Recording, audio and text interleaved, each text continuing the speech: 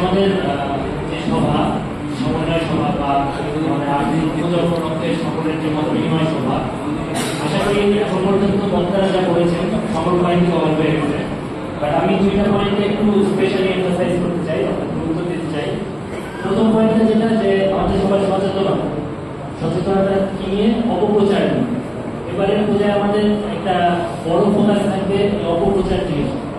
কিছু কুচক্রী মহল হয়তো চাইবে আমাদের যে শান্তিপূর্ণ সমাজ ব্যবস্থা আছে তার ভিতরে একটা অপপ্রচার চালিয়ে কিংবা একটা দুর্ঘটনা ঘটিয়ে আমাদের চন্দনাইশের মানুষদের কিংবা ওপরে আমাদের দেশের মানুষদেরকে আন্তর্জাতিক মহলের কাজে একটা অবস্থায় উপস্থাপন করার বিষয়ে আমরা সজাগ থাকবো।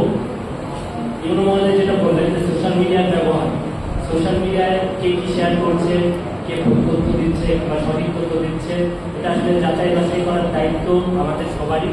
এটা আমার একার নয় বা প্রশাসনের নয়, এটা আপনার যা পূজা কমিটি আছেন প্লাস এলাকার যারা দায়িত্বপূর্ণ ব্যক্তিগুলো অভিভাবক আছেন তার থেকে শুরু করে সাধারণ নাগরিক সবারই একটা দায়িত্ব আছে। আশা করি এই দায়িত্বটা সবাই ভালো করে পালন করবেন। আর পূজা কমিটির কাছে আমার দুইটা রিকোয়ারমেন্ট থাকবে। আপনাদের ভিতরে যত মতভেদই থাক বা যত ধরনের বিভাজনই থাক, আমরা যদি কোনো পূজা মণ্ডপে কিংবা কোনো এলাকাতেও যদি পূজা রিলেটেড কোনো ধরনের কোনো সমস্যা হয়, আমরা প্রশাসন থেকে এবং আমাদের আইন শৃঙ্খলা রক্ষাকারী বাহিনী থেকে দৃঢ়ভাবে পদক্ষেপ নিব এবং যারা পূজা কমিটির সদস্য আছেন ওই এলাকার এবং ওই পূজা মণ্ডপে তাদেরকে অবশ্যই জবাবদিহি করতে হবে। কথাটা খারাপ শোনালেও আমি বলতে বাধ্য হচ্ছি, ঠিক আছে?